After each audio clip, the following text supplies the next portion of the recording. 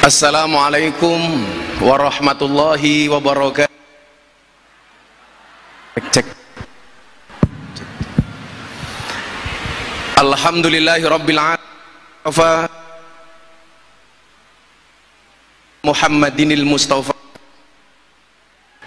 wa ala alihi wa sahbihi ahli sidqi wal wafa.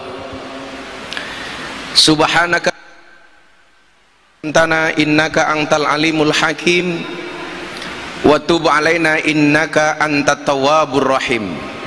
Rabbis shrahli sadri wa yassirli amri wahlul 'uqdatam min lisani yafqahu qawli, amma ba'du. Hadratal muhtaramin, para masyayikh, para kiai, senior kaula Kiai Mustamar Marzuki, yang saya tadi agak kaget, loh kok ada anggota hadroh di sini gamnya sama.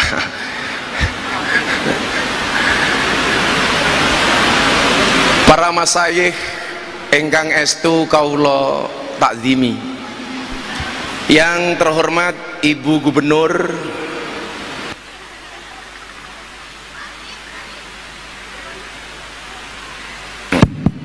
cek yang mudah cek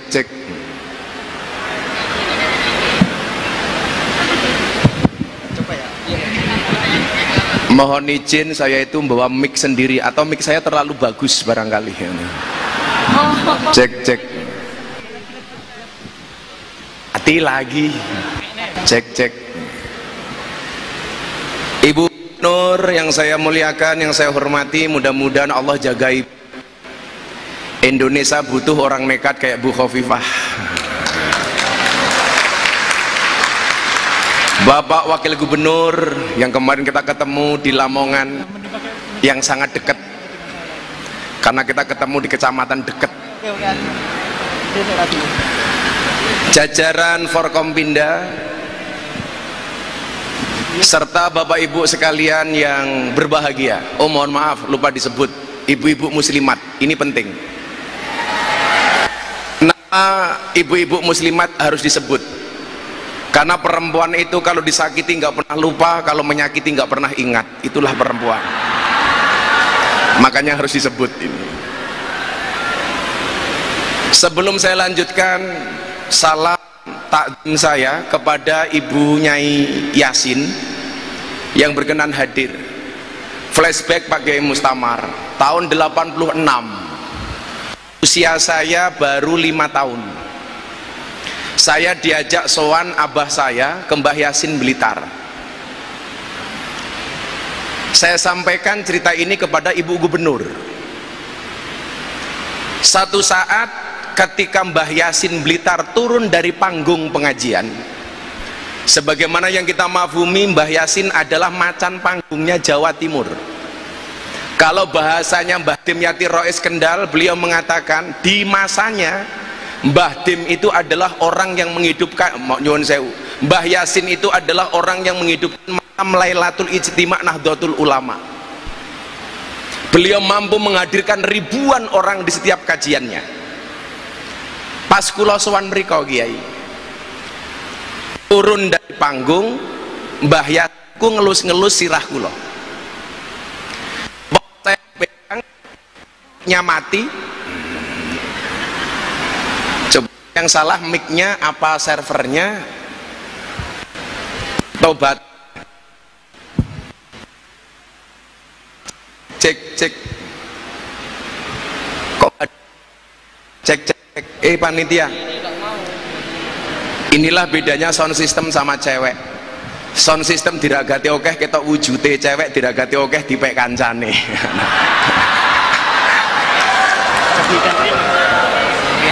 Cek. Ternyata servernya nggak bisa pakai mic bagus. Udah ini aja nggak apa-apa. Turun dari panggung, kepala saya diusel-usel sama Mbah Yasin. Waktu itu beliau bilang begini, nggak saya kurangi, nggak saya tambahi. Bapak saya kebetulan namanya Muhammad Muradi. Mbah Yasin bilang sama bapak saya, Pak Mur, sesuk anakmu iki cangkeme dadi usia saya 5 tahun sudah dicangkem-cangkemke sama Mbah Yasin. Pak Mur, sesuk anakmu iki cangkeme dadi. Tapi satu hal yang kamu ingat. Nopo Kiai? Tanya bapak saya. Kiai-kiai sepuh sesuk bakal seneng karo anakmu. Tapi kiai-kiai nom sesuk oke sing ra seneng karo anakmu. Niki dawuh Mbah Yasin tahun 1986.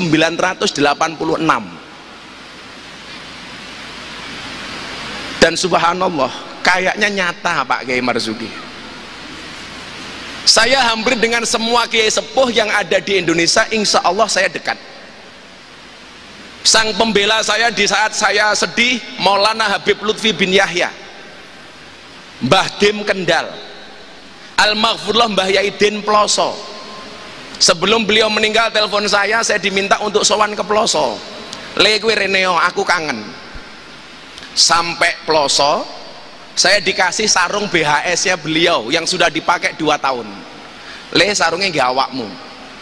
Wonten dawuh napa, Abah? Beliau menyampaikan kepada saya, jajal kue cerita, jarene kue wingi bar nambani Mbah Dim Kendal. Jadi ceritane Bu Gubernur, Mbah Dim itu sudah sakit 14 hari nggak keluar dari kamar. Gus Alam putra beliau telepon saya nangis, Gus Miftah jenengan didawi ibu kapure sowan teng Kendal. Wonten dawuh napa Gus? Abah niku pun 14 dino mboten medal kamar, mboten dahar, mboten kersa teng rumah sakit. Sapa ngerti jenengan tindak mriki, Abah mari. Lah kula takon, apa hubungannya Mbah Dim sakitnya dengan saya? Gus Alam jawab, Mbah Dim itu hampir setiap hari nonton YouTube-nya Gus Miftah. Mila kula kadang-kadang mikir, waduh lah Mbah Dim mirsani kula pas saya misuh gek kepiye. Saya itu berusaha Pak Kiai, kalau ngaji nggak misuh, tapi malah diseneni karo sing ngundang. Haulnya Mbah Yai tambak beras, wonten Bu Gubernur, enten Pak Kiai. 40 menit saya ngaji sama sekali nggak misuh. Didatangi sama Kiai Hasib, beliau marah sama saya. Gus, aku ora trimo. Napa Pak Kiai Hasib? Mosok ngaji 40 menit belas orang misuh ki kepiye? Lucunya apa? Mbah Dim itu kalau sedang nonton YouTube, channelnya diganti, tontonnya diganti, umpamanya diganti Gus Baha. Mbah Dim protes, ojo mok ganti Gus Baha, lak ngono kuwi aku wis iso. Singkat cerita, saya sowan ke sana. Begitu saya sungkem, saya nangis Kiai. Panas badannya Mbah Dim lebih dari 40 derajat. Pundak beliau dipegang oleh 2 orang, kaki beliau dipegang oleh 2 orang, tangan beliau dipegang 2 orang. Sampai akhirnya adzan maghrib berkumandang pas saya puasan Dawud. Bunyai dawuh, Miftah, monggo buka riyin. Kula matur, Abah, saya matur sama Mbah Dim, kula purun buka yen Abah kersa dahar. Niki nyuwun sewu saya sampaikan, anak-anak di Jawa Timur, jangan sampai awakmu ngaku cah Jawa Timur orang ngerti boso. Saya kemarin tersentak ketika seorang anak matur sama saya begini, Gus, kula badhe ngerawi pondoke panjenengan. Ini dalam tata krama bahasa Jawa pun salah. Kula itu seharusnya sowan. Lah Pak Kiai Bu Khofifah ngerawui. Malah ingatan, monggo Pak Kiai Mustamar kapurih matur, niki pun ra duwe duga.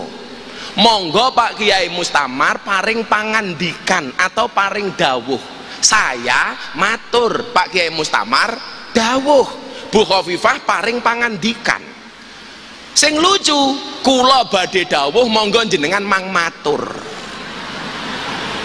Niku padha karo kula badhe sare jenengan mang micek. Iki pun salah niki. Lah anak-anak kita sekarang kata sing mboten sakit basa, Bu. Kayak saya merintah santri saya beli soto, mulai digawake soto. Padahal soto niku artine mbako, malah ditukok ke soto. Akhirnya kula matur kali Mbah Tim, Abah, kula purun buka yen panjenengan kersa dahar. Akhirnya Mbah Tim ngendikan apa, Bu? Aku njaluk degan sing kaya diombe Gus Miftah pas pengajian. Kok degan ku ilang? Oh ono. Yang mempopulerkan di panggung ngunjuk degan niku kula, Pak. Kiai-kiai ngunjuk degan niku kula pertama kali. Akhirnya Mbah Tim ngunjuk. Saya buka puasa, saya makan, saya minum es buah. Mbah Tim dawuh, aku pengen es buah. Jam 7 malam saya sholat di kamarnya Mbah Tim, 7:30, panasnya turun dari 40 menjadi 36 derajat. Dan alhamdulillah Mbah Tim sehat waras dugi dinten menika.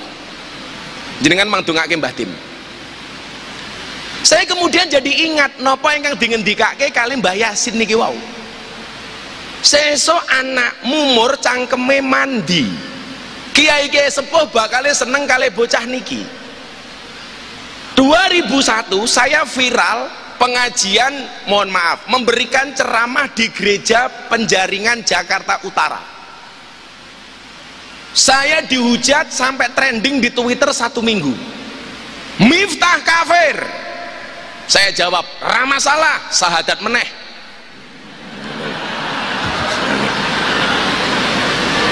Posting Deddy Corbuzier 2 hari posting di Instagram ditonton 15 juta kali, komentarnya 100.000 kali lebih, semuanya mencaci maki saya.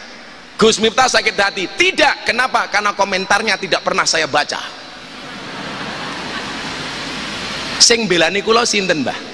Mbah Tim. Ora popole. Waktu itu saya salah membaca kitab kiriman dari Gus Nadir Shah Australia. Saya baca jam 2 malam mau suah. Saya pakai kacamata hitam karena memang saya tidak pernah melepas kacamata saya.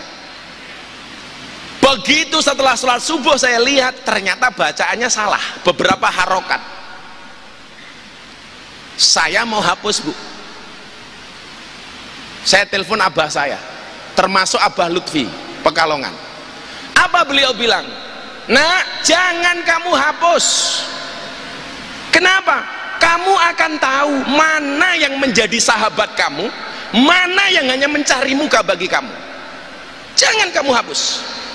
Kemudian saya dikasih satu makalah dari Ibnu Athaillah As-Sakandari, la tashab man la yunhiduka haluhu wa la yadulluka 'alallahi maqaluhu.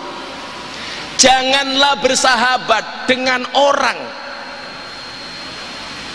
yang tidak membuat kamu menjadi terengginas, menjadi giat, menjadi rajin, dan tindakan-tindakannya tidak menjadikan kamu dekat dengan Allah.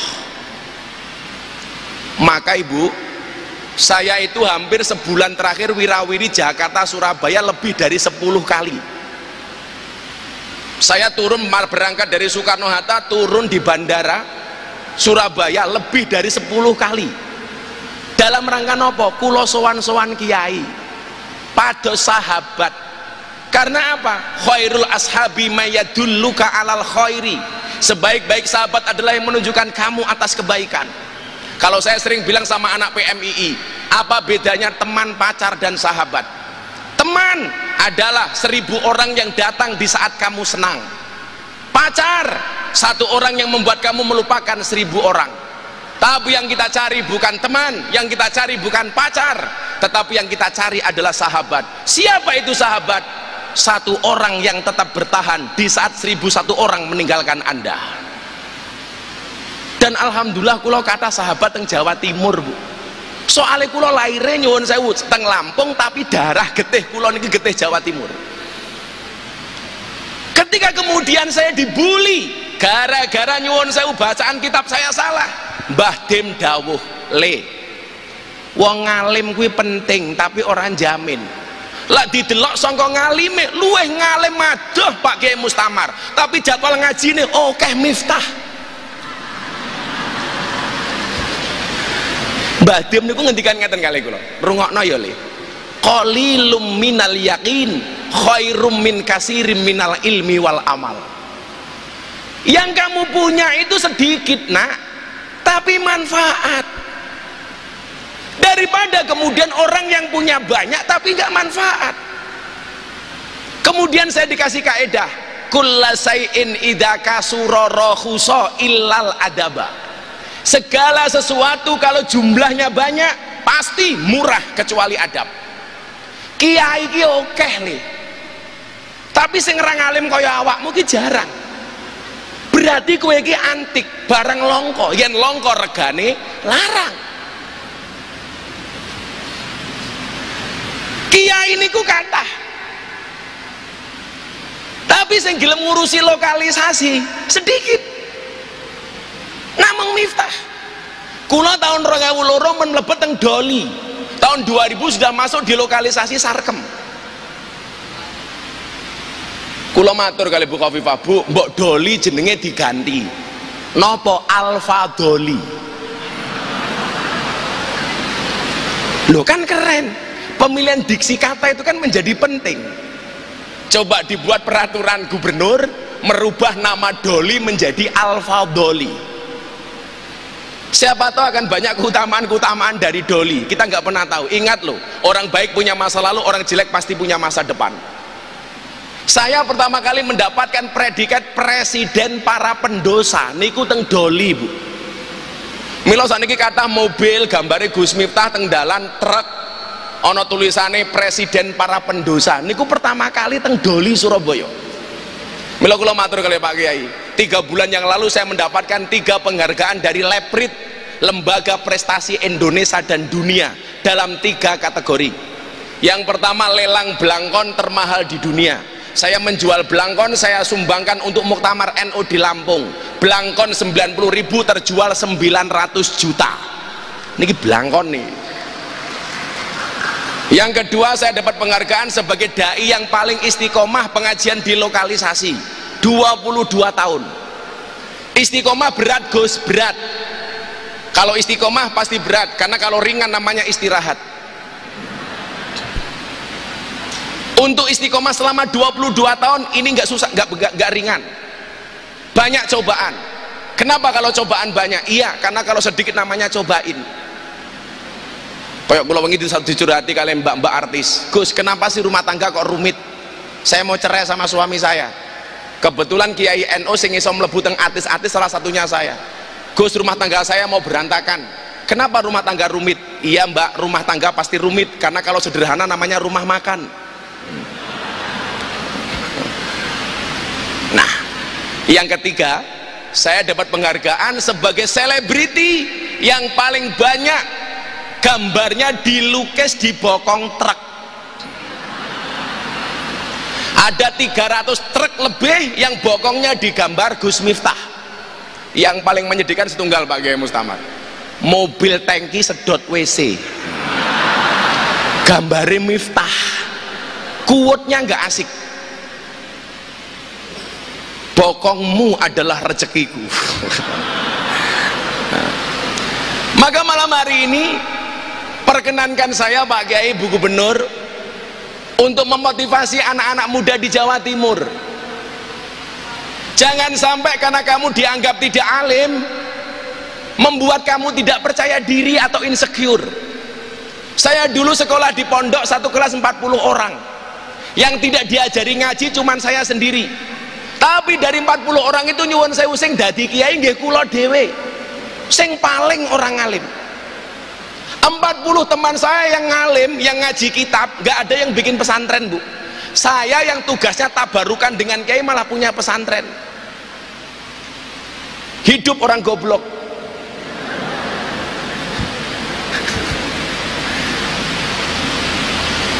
Saya malah seneng anak muda, orang pesantren, tapi liar. Contohnya Gus Ipang, sekolahnya di Amerika.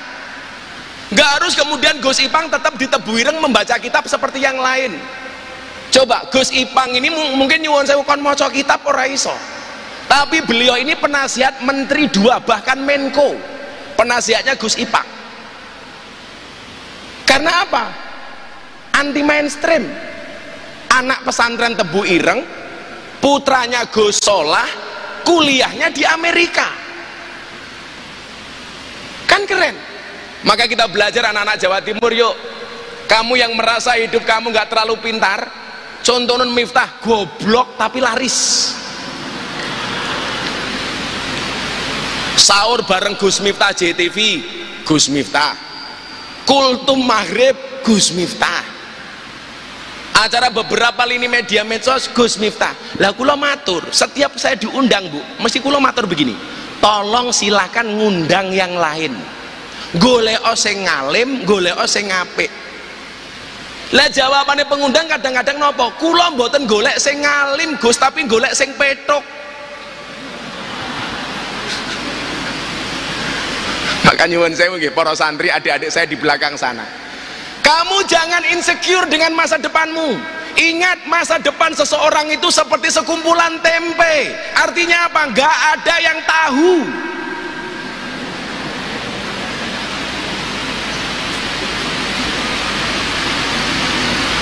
Saya mencatat beberapa ayat Quran yang kaitannya dengan semangat anak muda. Adik-adikku yang ada di sini, ingat hari ini kita sudah masuk era Society 5.0.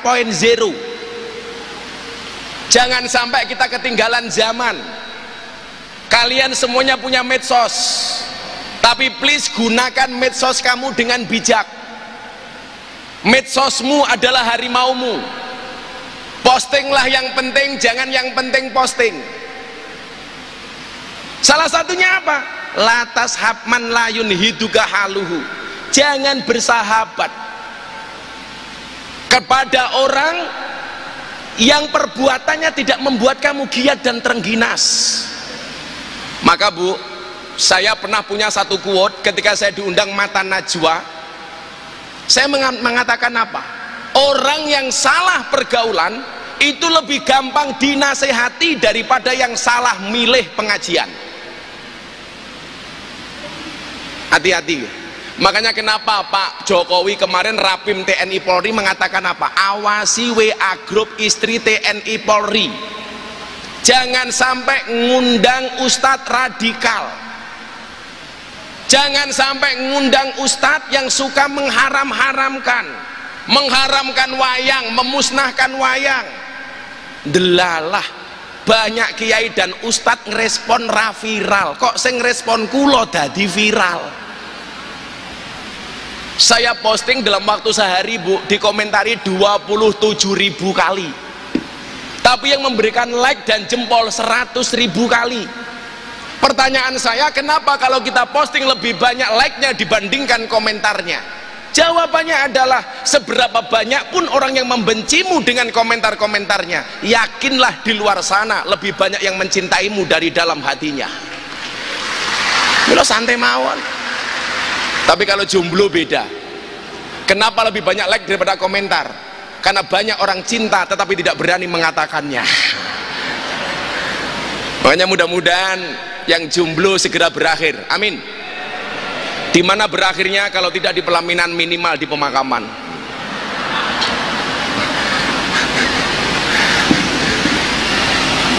Saya hanya akan mengambil 4 ayat malam ini, akan saya sampaikan secara sederhana dan singkat. Ayat Al-Quran yang berkaitan dengan anak-anak muda. Mudah-mudahan besok yang kaya di Jawa Timur tidak hanya Mas Tomli Wafa. Amin. Mudah-mudahan semua anak-anak di Jawa Timur besok mempunyai masa depan yang lebih baik. Amin.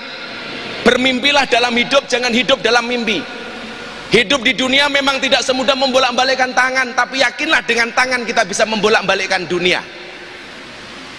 Kalau ada orang mengatakan mimpimu terlalu besar, katakan kepada mereka, bukan mimpiku yang terlalu besar, tapi pikiran kalian yang terlalu kecil.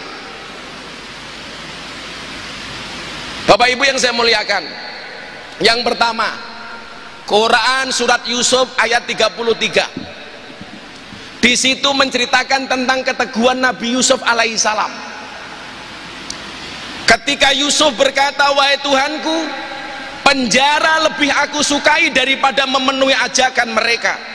Jika aku tidak engkau hindarkan dari tipu daya mereka, niscaya aku akan cenderung untuk memenuhi keinginan mereka.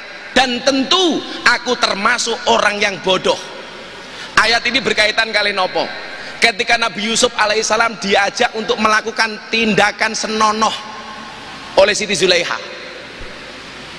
Nabi Yusuf menolak. Artinya apa? Pemuda itu harus teguh pendirian. Saya dulu berangkat ke Jogja Kiai, nggak disangoni duit, namun disangoni satu nazom, kalamuna lafdun mufidun kastakim. Nah, kata abah saya, iling-ilingen kalimat iki, kalamuna lafdun mufidun kastakim. Saya batin kuliah butuh sangu, kok mong disangoni kalamuna mufidun kastakim. Ini ki maksudnya nopo? Ternyata yang diinginkan abah saya cuma satu. Nak, dimanapun kamu berada, kalam kalimatmu harus berfaedah. Set, akhirnya saya sampai Jogja, nggak kuat ngekos Kiai. Saya jadi James Bond di kota Yogyakarta, jaga masjid dan kebon. Yogyakarta mayoritas Muhammadiyah. Mudah-mudahan malam ini saudara-saudara kita Muhammadiyah ada yang datang dan melihat. Mungkin ada pengurus daerah Muhammadiyah yang datang. 4,5 tahun Pak saya tinggal di masjidnya Muhammadiyah.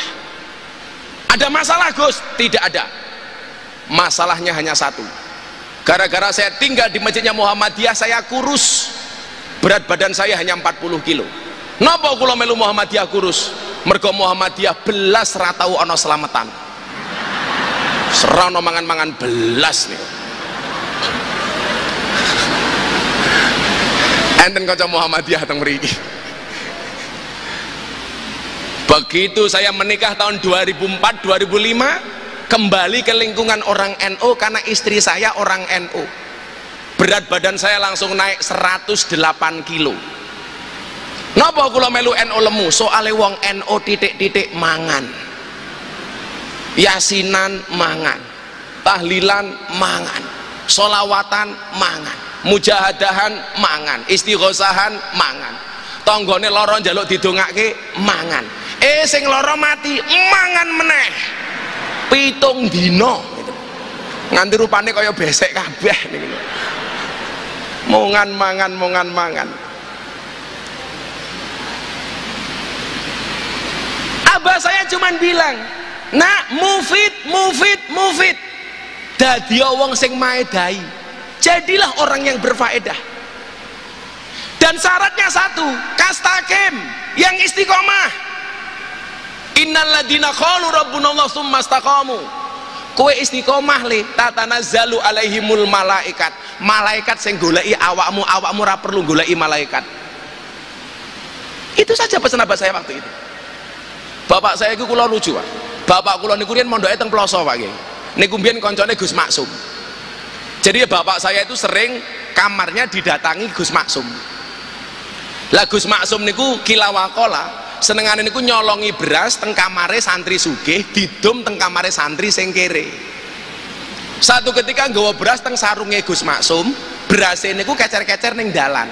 Abah kula matur, Gus, niku lho berase kecer-kecer. Napa jawabane Gus Maksum? Ora apa-apa mur, sing krunguhe keduman apa meneh sing kelewatan. Niku Gus Maksum. Pesan beliau cuman itu, mufidun, tapi ingat le, istiqomah, kastakim. Begitu saya viral tahun 2018, bapak saya telepon lagi, Bu. Beliau mengatakan apa? Lirraf'i wan nasbi wajarrin nasolah ka'arif bina nina fa innanan linal minah. Kula mikir meneh iki maksude apa? Biyen kula kuliah disangoni kalamun lafdun mufidun kastakim, sakniki kula kondang bapak kula ngomong dawuh lirraf'i wan nasbi wajarrin nasolah ka'arif bina fa inna nanilnal minah. Kula mikir meneh aku ora tau ngaji alfiyah. Akhirnya kula ngen-ngen.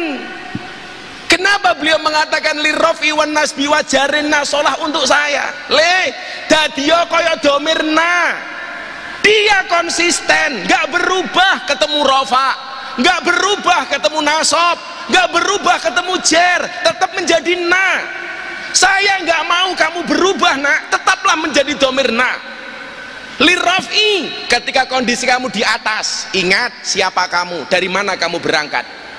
Ketika keadaan nasab sedang-sedang saja, kamu nggak usah terlalu susah. Bahkan ketika kamu dalam keadaan jer di posisi terendah, kamu nggak usah sakit hati nak.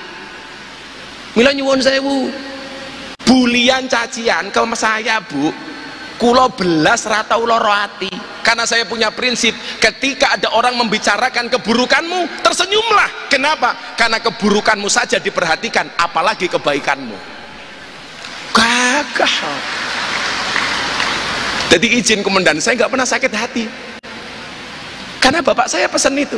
Nah, kondisi kamu marfu, tetap kamu miftah. Kondisi kamu mansub, tetap kamu miftah. Kondisi kamu majrur, tetap kamu miftah. Jangan berubah. Oh siapa? Makanya coba anak-anak ya, konco-konco Jawa Timur, qalilum minal yakin khairum min kasirin minal ilmi wal amal. Miftah niku mboten sinten-sinten. Tapi kalau kemudian Allah menghendaki, Allahumma la mani alima ataita wala mu'tiya lima mana'ta wala yang faudal jat mingkal jat. Lah Allah duwe kuwasa ngopo? Balik teng dawe Mbah Yasin mau, bocah-bocah nom oke sing ra seneng karo anak mumur. 2018 saya dimasukkan ke grup WA Asparagus Jogja Jawa Tengah. Sebulan saya dimasukkan di grup WA Kiai, saya dikeluarkan dari grup WA. Komentarnya apa? Miftah tidak pantas berada di grup WA ini. Kulo ditokke. Kulo lara ati mboten, malah saya bersyukur alhamdulillah. 2019 tanggal 21 Juni Deddy Corbuzier masuk Islam di pondok saya kembali dimasukkan ke grup WA. Langsung saya pamit, mohon maaf Miftah tidak pantas di grup ini, mohon izin untuk meninggalkan grup, gantian tak bales gue aku.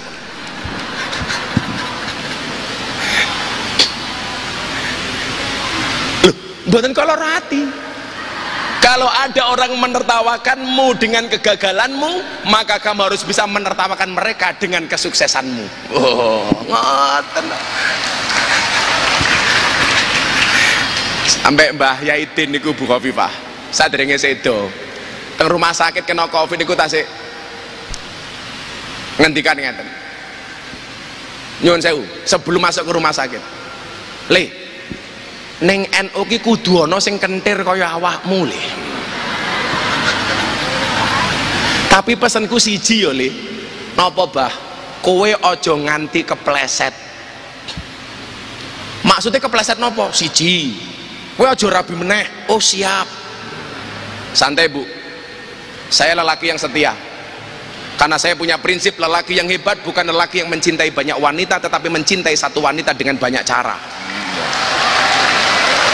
Kenapa saya ngomong seperti itu? Karena direkam kamera.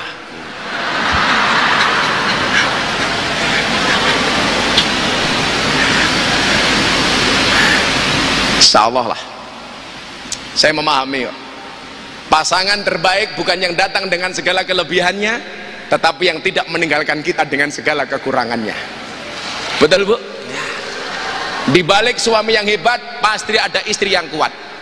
Di balik kesuksesan seorang suami ada doa dari seorang istri, betul? Itu artinya semakin banyak istri semakin banyak yang mendoakan.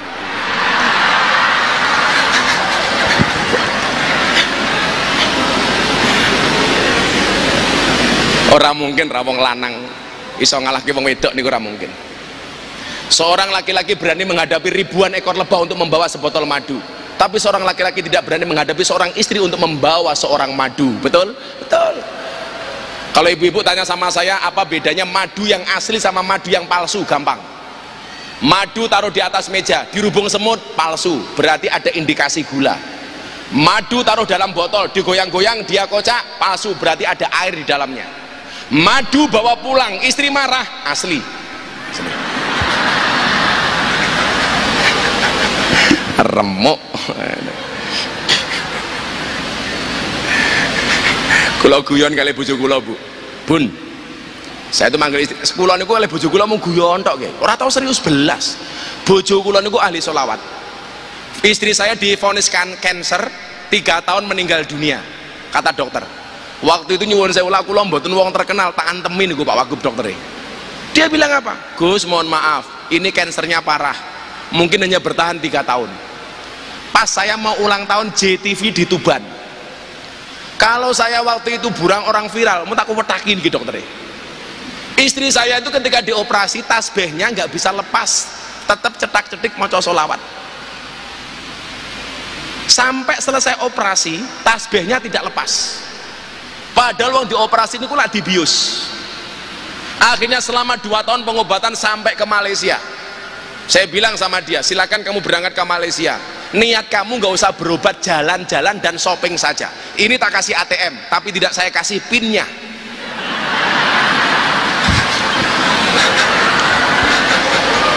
Alhamdulillah Kiai, mari Abah Lutfi dawuh, dokter di koyo Gusti Allah wae. Mari, alhamdulillah mari. Saya bilang sama istri saya, Bun, boleh nggak saya menikah lagi? Emangnya Abah kerso? Ya ora, nunggu takdir. Saya bilang, kalau seandainya saya pengen menikah lagi, saya pengen menikah cewek Arab. Kenapa Bah? Karena kalau istrinya marah serasa mendengarkan tartil Quran. Ewek sadaqallahul adzim gitu. Jadi kelingan ceritanya Gus Dur Kiai.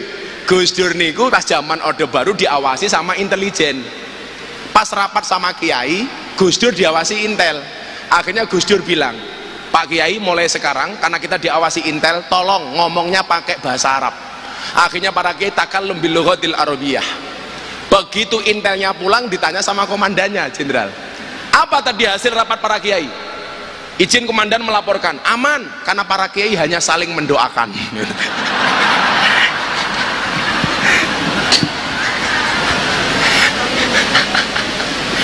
Gus Dur dilawan. Kulo tadi kelingan nggih, banyak cerita saya dengan Gus Dur nggih Bu. Kulo dulu ketika saya ada di Primagama Bu, Sabtu Minggu 2004 sampai 2006, niku setiap Sabtu Minggu kulo teng daleme Gus Dur Ciganjur. Mbuh ketemu apa ora kulo istiqomah teng mriku. Lah pas Deddy Corbuzier niku masuk Islam, kan langsung saya bawa sowan kepada Kiai Ma'ruf. Abah Ma'ruf telepon, Le, Deddy jaan rene. Nggih Bah, sebelum beliau dilantik. Akhirnya begitu syahadat jam 1 siang, jam 3 sore kita terbang ke Jakarta, landing langsung ketemu Pak Kiai Said. Deddy Corbuzier doakan Kiai Said, langsung sowan Kiai Ma'ruf jam 5:15, 10 menit menjelang adzan maghrib. Ajudane Abah telepon, Gus, Abah Ma'ruf berkenan menjadi imam sholat maghrib untuk Mas Deddy Corbuzier dan Gus Miftah. Saya sampaikan kepada Deddy Corbuzier, bro, diajak sholat Kiai Ma'ruf, Pak Kiai imame, kue makmume, langsung botake Deddy kemeringet. Soalnya apa? Nembe sahadat belum sempat saya ajarkan sholat. Lu gimana, kan gua belum bisa sholat. Santai bro, udah diajarin. Saya tahu ini orang cerdas. Deddy itu kan apa-apa bisa, yang nggak bisa cuma satu, nyisir rambut. Akhirnya Bu, saya jengkang-jengkeng neng jero Alphard, saya ngajari Deddy sholat gerakan-gerakan pokok.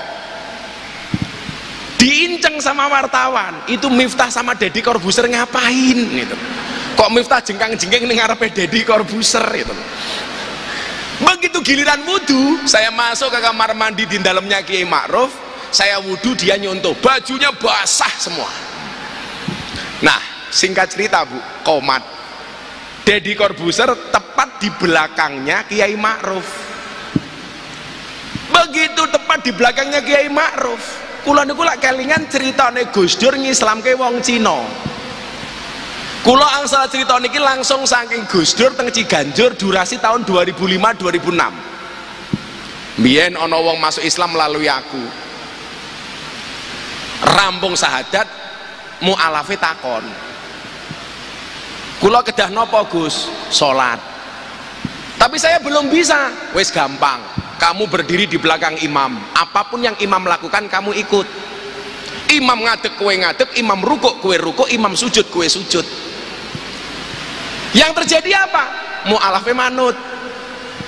Imamnya takbir, mu'alaf Cinanya takbir, rukuk ikut rukuk, sujud masalah. Imamnya ternyata kakinya sakit, gak bisa ditekuk, mancal ndase Cinone niki wau. Lah Cinone lah mikir, oh wong salat kuwi pancal-pancalan. Niki Gus Dur.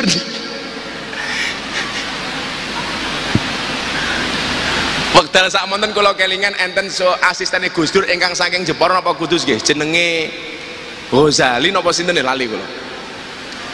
Lah sing dipancal sirahe niki ngendikane Gus Dur, ngamuk.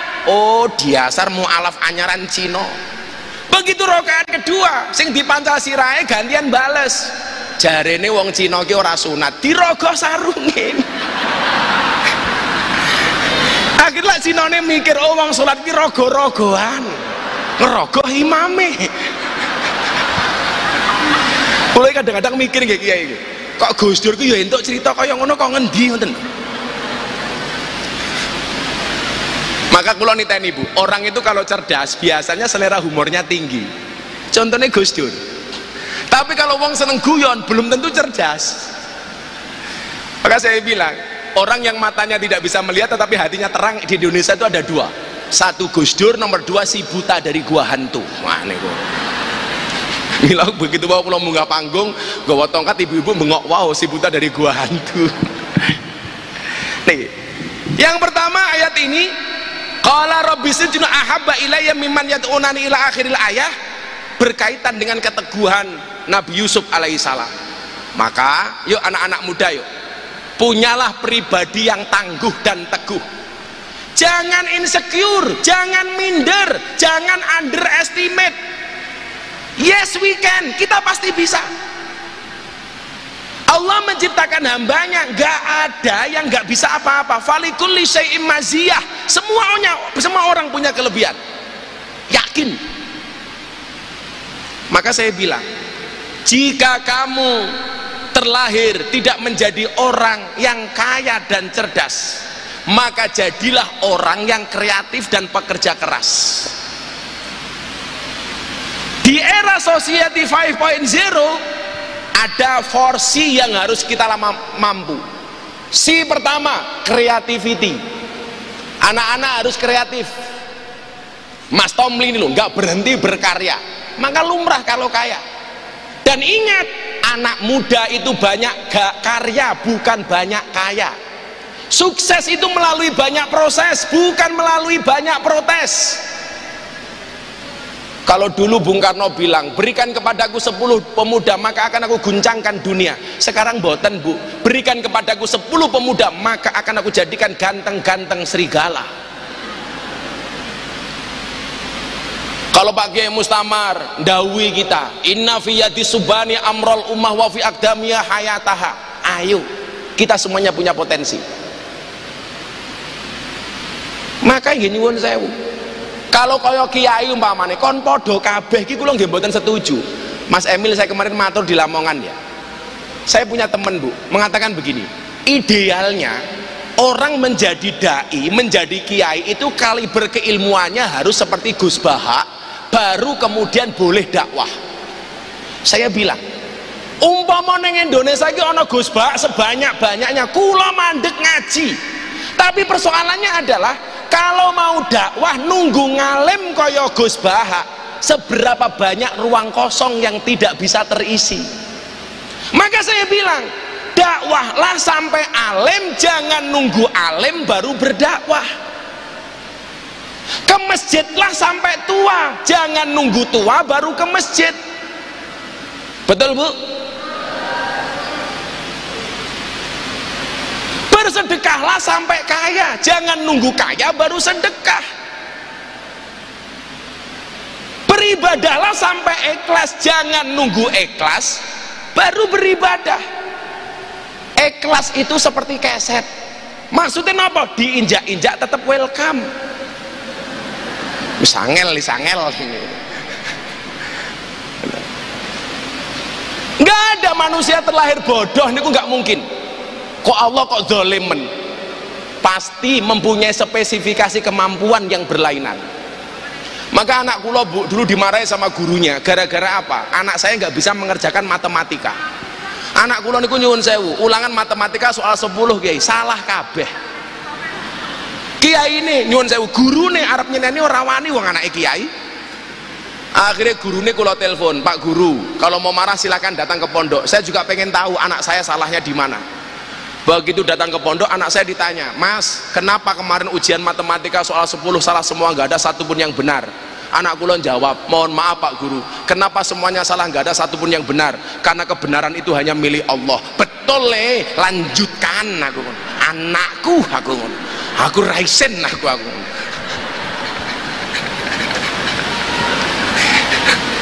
Yang kurang ajar kok. Nonton JTV, kultum saya di JTV,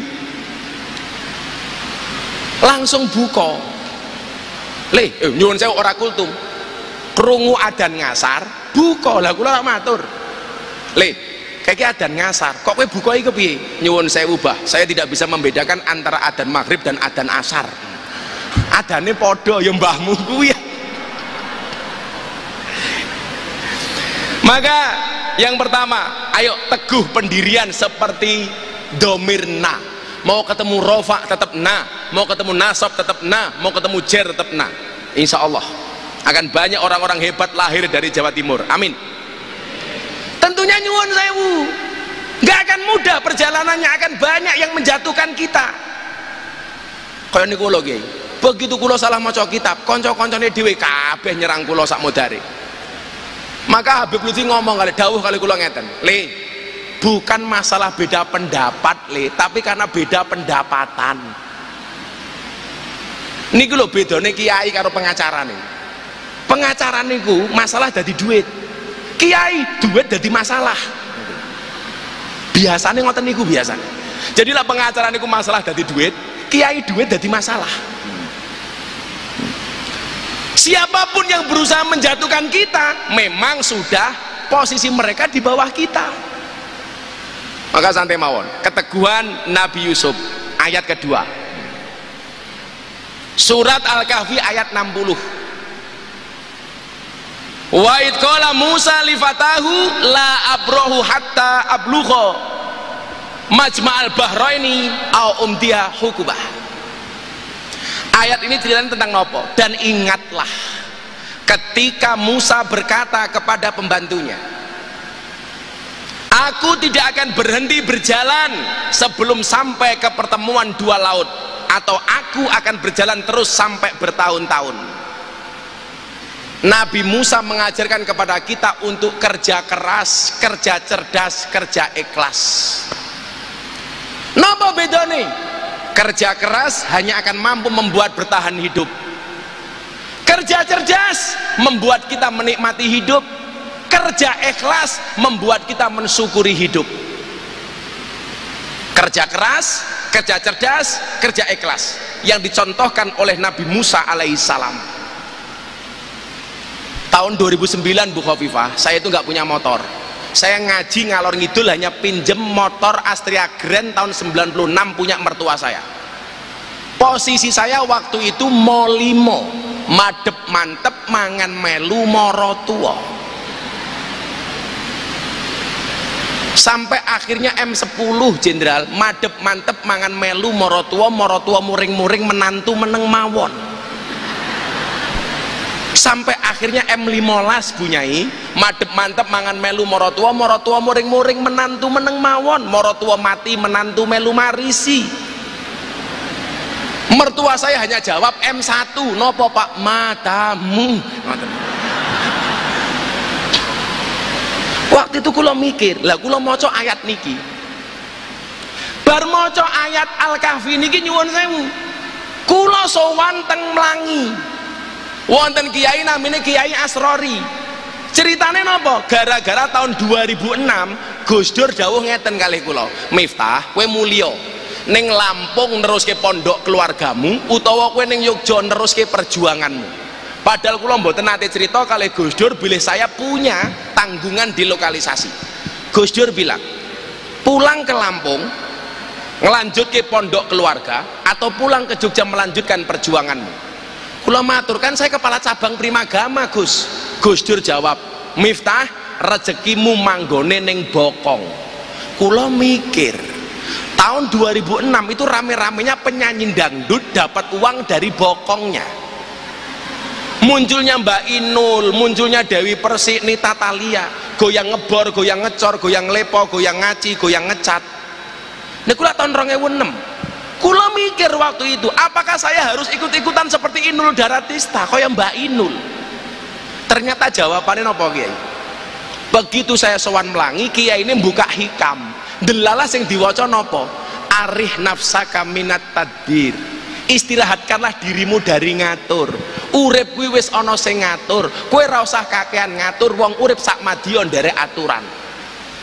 Mikir lagi saya, ya Allah, 2009 belum punya motor masih ikut morotuo, berangkat lagi ngaji ngrungokke, yang dibaca sama kiainya apa? Kulo kelingan betul itu. Santriku, beliau bilang, ijtihaduka fima duminalaka wa taqsiruka fima tuliba minka dalilun alang timasil basirati minka. Kesungguhanmu di dalam mengejar sesuatu yang telah Allah jaminkan untukmu, dan kelalaianmu terhadap sesuatu yang belum Allah jaminkan untukmu, dalilun alang timasil basirati minka, merupakan tanda bukti telah mati mata batinmu.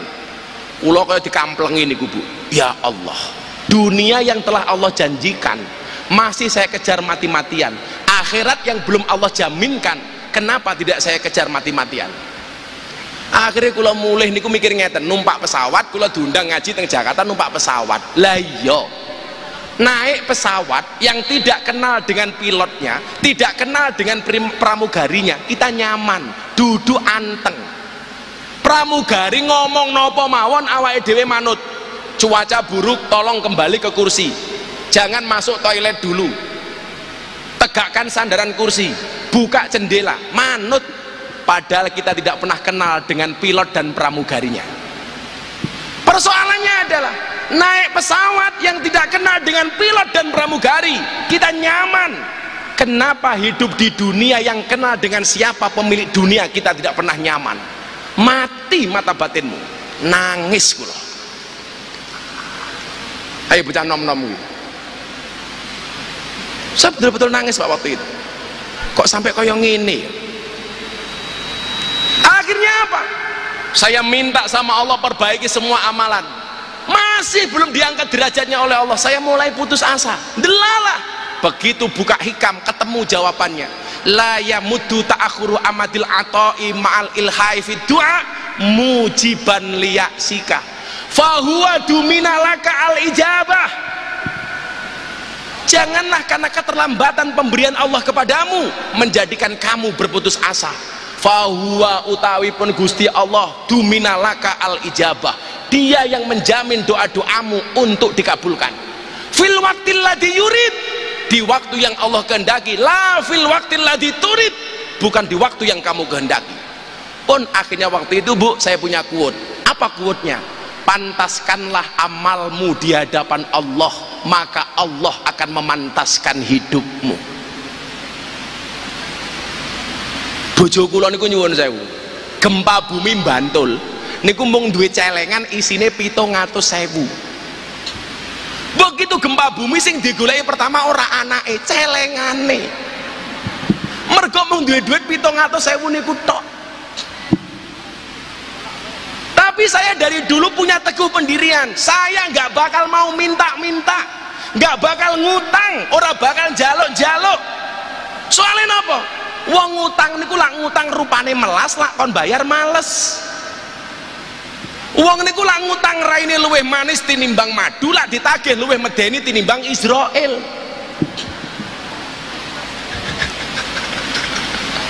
Nggih, Kiai.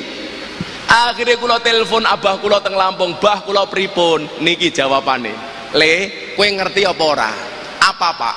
"Puasa ki as-shaum." Puasa itu asyam. Maknane apa le? Al-imsak. Kowe ngempet le. Bu, puasa itu ngempet. Hari ini terjadi kekisruan di bangsa kita, kenapa? Karena banyak orang yang tidak bisa ngempet. Pejabat di demo, akhirnya hari ini rame demo. Kenapa? Karena banyak oknum pejabat dan politisi yang tidak bisa as-shaum, tidak bisa asyam, tidak bisa al-imsak. Ora iso ngempet. Mula kula kadang-kadang maca kebijakannya pemerintah niku rada lucu. Boleh berbuka puasa, tapi nggak boleh omong-omongan. Lah iki maksude iki apa? Iki sing buka zombie apa wong? Mas tahu kenapa zombie itu kalau jalan rame-rame? Iya, karena kalau sendirian namanya zomblo. Barusan Bu saya baca berita tadi di situ apa? Boleh lebaran halal bil halal, tapi nggak boleh makan dan minum. Iki maksudnya apa meneh? Ya mesake ibu-ibu muslimat toh. Kula niku ningali muslimat napa fatayat ora usah ndelok seragame, Bu. Dilihat dari cara duduknya. Lah muslimat niku tak fatayat niku ngaten iki fatayat. Lah muslimat yo ngene iki. Ngene iki. Niku muslimat niku. Yang kedua bisa dilihat dari baunya. Lah fatayat parfum, muslimat balsem. Nah niku biasa.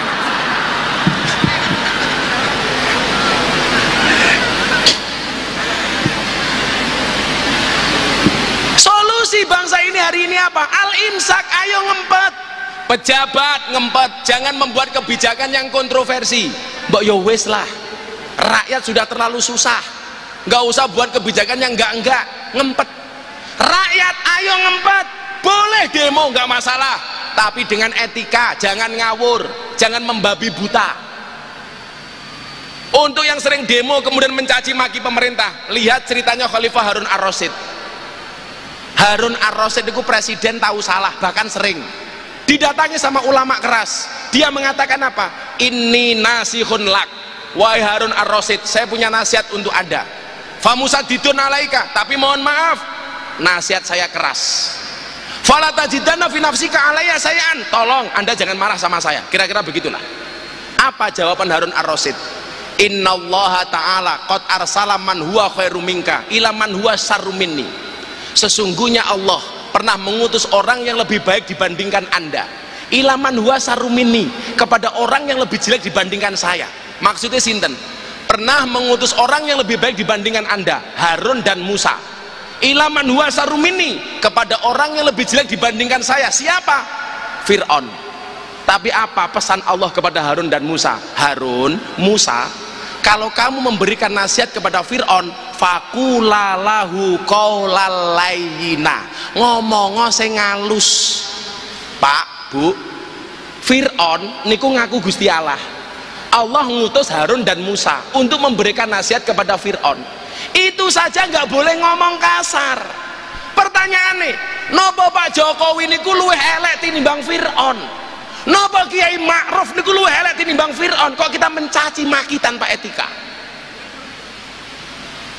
Loh, Fir'aun niku nyuwun sewu, Pak. Ana rabbukumul a'la, aku Tuhanmu yang paling tinggi. Fir'aun niku tahu selilitan, Allah langsung ngutus malaikat dandani untune Fir'aun. Malaikatnya takon, Gusti, napa kok kula kedah dandani untune Fir'aun? Malaikat, untune Fir'aun ke dandanono sing apik. Mosok ngaku Gusti Allah kok cangkeme selilitan. Niku mawon kita nggak boleh ngomong kasar kok. Masa umpamane Bu Khofifah ada kebijakan salah titik demo kok ngomongnya sing kotor. Apa Bu Khofifah niku luwih ino tinimbang Fir'aun? Niki prinsip. Kalau kita tidak bangga dengan pemimpin kita, bagaimana dengan orang luar kepada pemimpin kita? Kan ngaten. Nomor loro, nomor telu, rampung bar niki telu wae. Mau panjang mau pendek sama-sama gak jelas. Ono Pak Latif kok. Pak Latif ini Pak Dirlantas ini kawan saya dulu dari Dirlantas Yogyakarta. Siap dan saya bilang polisi di Indonesia itu udah baik dan yang jelek cuma satu, polisi Cilukba. Lampu merah menggok moro-moro, iya, awas ya. Ono ngono kuwi dan kurang ajar. Kula tahu ya, gue helm komplit, ada makan ngaji, gue sarung, menggok ngek.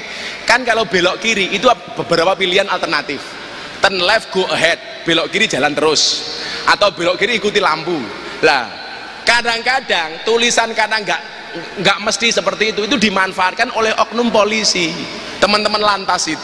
Begitu menggok ngeng, iya, Ciluk bang. Pernah Bu? Pernah.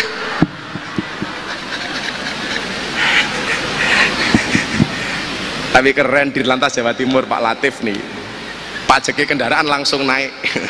Terima kasih Pak Latif, jangan lupa nambahi ya Pak Latif ya. Yang terakhir ya, mohon bengi kata Pak Kiai Mustamar rasa suwe-suwe sampai sahur. Yang ketiga, surat Al-Anbiya ayat 60. Cah nom.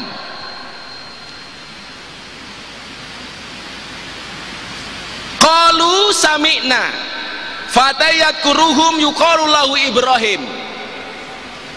Mereka yang lain berkata, kami mendengar ada seorang pemuda yang mencela berhala-berhala ini, namanya Ibrahim. Ketika Ibrahim gebuki berhala itu, dia masih di usia muda. Ayat ini memberikan isyarat bahwa pemuda seharusnya menjadi seseorang yang berani menumpas kebatilan, menegakkan kebenaran.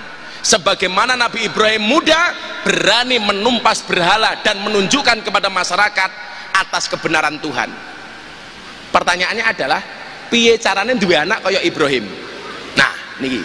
Mbiyen ijazah Mbah Yasin teng bapak kula yang disampaikan kepada saya, pengen dadi wong gede, syarate ana 3. Oh niki. 1 tirakat, 2 ziarah, nomor 3 sedekah. Niki kula angsal saking bapak kula saking Mbah Yasin. Tirakat, ziarah, sedekah. Tirakat niku bentuke napa? Bangun malam. Tirakat niku bentuke napa? Poso sunah. Tirakat niku bentuke napa? Kathah wirid, kathah zikir. Terutama ibu-ibu. Alhamdulillah Bu, saya nggak menyombongkan istri saya. Istri saya minimal sehari membaca sholawat 15.000 kali. Tak keloni gitu, bojoku sholawatan. Sallallahu alaihi Muhammad, sallallahu alaihi Muhammad. Bojoku lon. 15.000 Bu. Mila bojoku lon niku diwayu angel. Ah sholawate luwih kathah tinimbang kula kok. Lah anak kula turu disolawati kali bojo kula, cekel sirahe dilus-lus Allahumma sholli ala sayyidina Muhammad wa ala ali sayyidina Muhammad. Muga-muga anakku soleh. Al-Fatihah ping 100 Fatihah. Bojo kula kan cerewet, turu tak cekel cangkeme Allahumma sholli ala sayyidina Muhammad wa ala ali sayyidina Muhammad. Muga-muga bojoku cangkeme ra cerewet, Al-Fatihah. Jenengan mang prakteke Pak, kok di Fatihah tetap cerewet, tambahi Yasin sak tahlile. Rampung Bu nggih, tirakat. Saya mengatakan onone Bu Khofifah niku dadi gubernur. Selain beliau hebat, mesti mergo tirakate wong tuane. Apa bedane wong biyen kali wong sakniki? Wong biyen gaweane nandur ngarep-ngarep ngunduh, wong sakniki gaweane ngunduh tapi ra gelem nandur. Wong biyen nandur kayu jati, nggak pernah ngarep-ngarep ngetok kayu jati. Nandur wit kelapa, ora tau ngarep-ngarep ngombe degan. Beda kali wong sakniki, gaweane ngetok kayu jati, ora gelem nandur jati, gaweane ngombe degan, ora gelem nandur kelapa. Sinten? Kula. Lah wong biyen niku Pak Wagub, gaweane nandur ngarep-ngarep ngunduh. Sing gelem ngunduh ra gelem nandur niku ana 3. 1 maling, 2 pemborong, 3 codot. Dadi lan jenengan gelemane ngunduh ra gelem nandur berarti kelasmu kaya codot. Tirakat. Ilo ibu-ibu ditambahi tirakate mumpung Ramadan. Nomor 2, ziarah. Ziarah niku artinya mengunjungi. Ziarah kepada yang hidup untuk minta didoakan.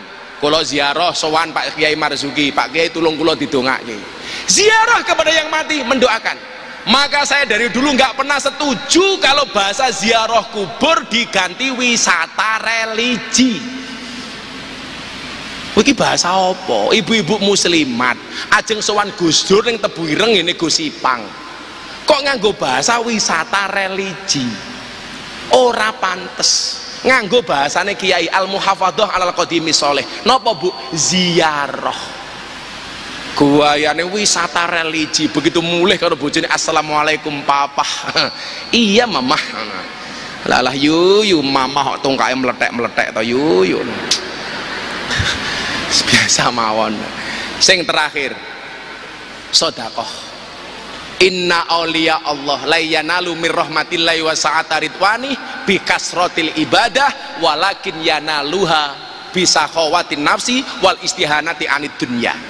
Sesungguhnya para wali-walinya Allah diangkat derajatnya oleh Allah, mendapatkan rahmat dan ridhonya Allah bukan karena banyaknya ibadah, tetapi karena banyaknya sedekah.